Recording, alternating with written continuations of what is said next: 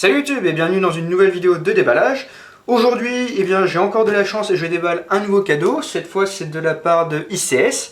Un deuxième cadeau de la part d'ICS après le G33 qu'il m'avait déjà offert il y a près d'un an et demi, voire même 2 ans aujourd'hui. Décidément, je suis très chanceux et je remercie beaucoup ICS pour cette opportunité.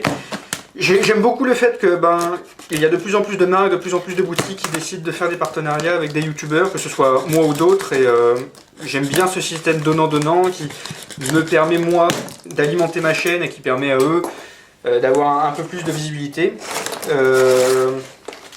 Alors vraiment j'approuve et j'espère que ça continuera comme ça. Donc aujourd'hui je déballe l'une des toutes dernières nouveautés de la part de ICS qui s'appelle le Transform M4 ou Transform 4 selon comment vous voulez prononcer le jeu de mots. Donc le nom complet c'est ICS Transform M4 UK1 de la série CXP. Ça fait long, mais c'est comme ça que ça s'appelle. Alors étant donné que c'est un cadeau, je n'ai donc rien payé. D'ailleurs, à l'heure où je fais cette vidéo, je ne crois pas que la réplique soit déjà disponible en boutique, mais j'ai cru comprendre qu'elle serait vendue aux alentours de 300 $. Au moment où je mettrai la vidéo en ligne, j'essaierai de vérifier l'information et je l'inclurai dans la description de la vidéo, en bas de la vidéo en elle-même, donc n'hésitez pas à la consulter pour plus de détails. Donc voilà déjà la boîte de la réplique.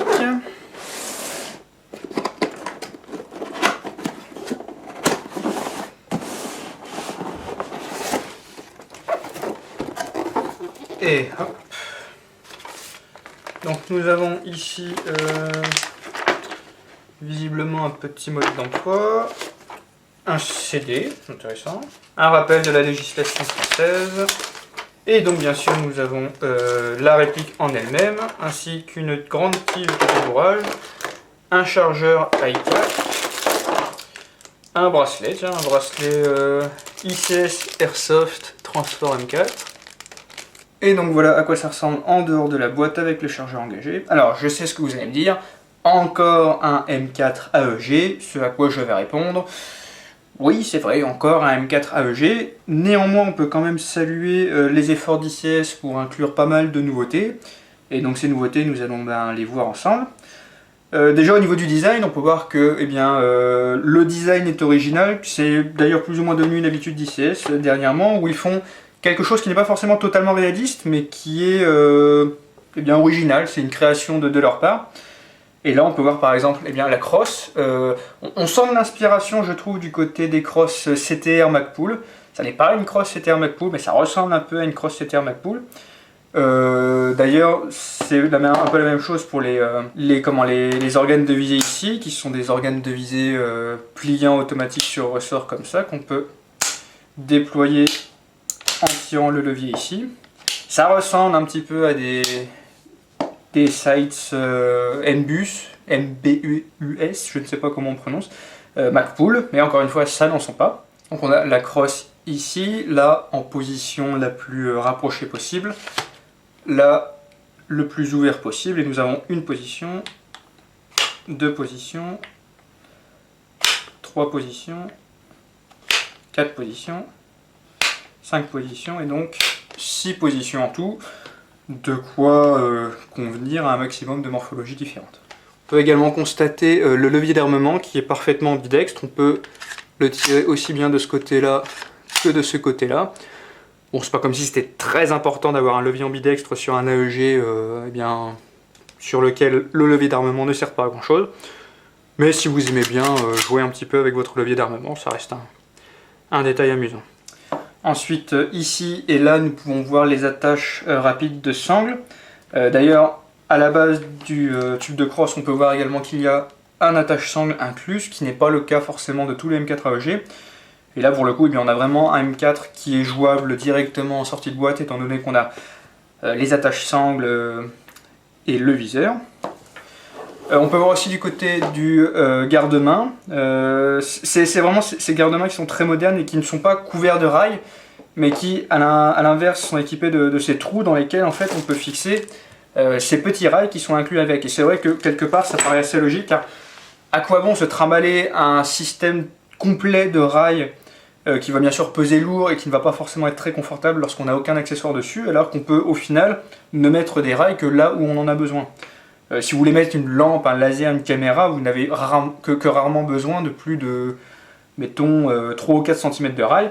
Et avec ce système, eh bien, vous pouvez vraiment mettre seulement un morceau de rail là où vous en avez besoin, ce qui permet de laisser le reste de la réplique sans poids mort inutile. Et en soi, je trouve que c'est donc une idée très sympa. On peut jeter un coup d'œil également au cache-flamme, qui a un design plutôt sympa, moi j'aime assez. Notez également la poignée pistolet, qui là encore a un design spécifique, qui d'ailleurs est bien agréable à prendre en main. Alors le chargeur qui vient avec est un high cap de 300 coups je pense, et la principale particularité c'est qu'ici nous pouvons voir une fenêtre qui permet de voir combien de billes approximativement restent dans le chargeur. Alors là bien sûr le chargeur est vide, mais lorsque le chargeur est plein on voit en fait une ligne de billes qui remonte jusque là, et au fur et à mesure que vous tirez, eh bien, la ligne baisse. Concernant le chargeur, notez que le chargeur d'origine ne tombe pas si on se contente d'appuyer sur le bouton, il faut absolument retirer le chargeur manuellement. Après peut-être qu'au fur et à mesure de l'utilisation, il y aura une usure qui se fera qui permettra de retirer le chargeur directement en appuyant sur le bouton, je ne sais pas trop. Alors comme c'est rappelé par le petit sticker ici, il y a un blowback, ce qui fait qu'à chaque fois que vous tirez, vous avez bien cette partie-là qui recule. En revanche, c'est juste du blowback, ça n'est pas du recul. Différence subtile s'il en est, c'est-à-dire qu'il y a des répliques comme par exemple le M4 Soft Mode Tokyo Marui ou le M4 Bolt qui ont un système simulant réellement un recul, notamment à l'intérieur du tube de crosse, en même temps que le mouvement du faux bolt. Ici, il n'y a pas de système de recul à proprement parler, ça n'est que le faux bolt qui recule légèrement lors du tir, ce qui fait que donc il n'y a a priori pas de recul sur cette réplique. Je sais que vous êtes assez nombreux à ne pas trop aimer d'ailleurs les reculs électriques. ICS a annoncé que c'est un nouveau système qui devait être plus fiable qu'avant. Après, est-ce que ce sera effectivement le cas? Seul l'avenir nous le dira. On peut voir ici donc le bout du sélecteur qui, en l'occurrence, là est bloqué sur safe. Et la réplique est effectivement sur safe. En revanche, si je mets sur semi, eh bien, du côté droit, ça ne bouge pas. Ça reste sur safe, ce qui est un peu dommage. À la limite, il aurait mieux valu le bloquer sur semi plutôt que sur safe. Mais bon. Par contre, et ça c'est une très très bonne nouvelle, le nouveau design de gearbox de ICS fait que lorsque vous mettez la réplique en safe, eh bien ça relâche toute la tension qu'il y a à l'intérieur de la gearbox, en particulier au niveau du piston, ce qui permet donc de remettre très facilement votre réplique en position de repos, sans que vous n'ayez besoin par exemple de tirer en semi à vide sur le sol ou en zone neutre ou peu importe, ce qui est quand même quelque chose de bien pratique, et ce serait bien que ça se généralise un petit peu sur tous les AEG. Un autre détail intéressant avec la réplique, c'est que elle est très simple à démonter, il suffit de pousser sur la tige ici, jusqu'à ce qu'elle dépasse complètement de l'autre côté, et vous pouvez alors ouvrir la réplique en deux comme ça, à peu près comme un vrai M4 en somme, et vous pouvez voir ici que vous accédez tout de suite à l'intérieur de la gearbox. Tandis que la partie supérieure contient notamment la partie avec le ressort, ce qui permet de facilement changer la puissance. Et ensuite, si vous retirez ça, vous accédez ensuite très facilement au bloc pop-up ainsi qu'au canon interne, ce qui permet de très facilement upgrader la réplique.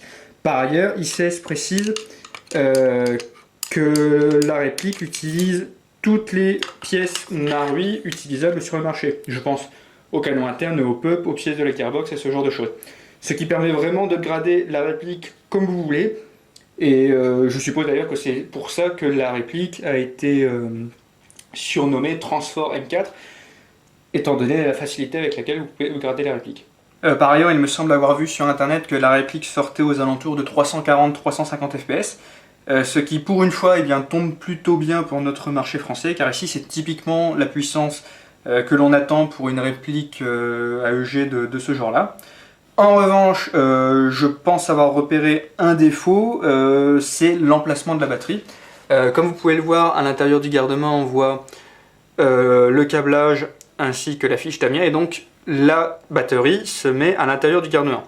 Pour accéder à l'intérieur du garde-main, il faut enlever une vis, 2 vis, 3 vis, 4 vis, 5 vis, 6 vis avec votre clé Allen. Ensuite, Vous faites glisser votre garde-main et vous insérez une batterie dans l'espace compris entre le canon externe et les limites du garde-main. Ce qui fait que je ne pense pas qu'il y aura énormément de batteries qui pourront tenir là-dedans. Il faudra que je regarde moi-même. J'espère que j'ai une batterie qui tient là-dedans. Sinon, je trouverai un autre système. Peut-être que j'utiliserai un NPEQ ou quelque chose comme ça. Voilà, il fallait que je trouve vraiment un truc négatif à propos de cette réplique. Et en ce qui me concerne, eh bien, ce sera ce point-là. Soit dit en passant, ICS annonce que la réplique est compatible d'origine avec les LiPo 11.11. Voilà, je crois que j'ai dit tout ce que j'avais à dire pour le moment. Je vais donc aller faire une vidéo de tir de cet engin-là, en espérant que les performances soient correctes. Et d'ici là, eh bien, je vous souhaite une bonne continuation. Salut, à la prochaine!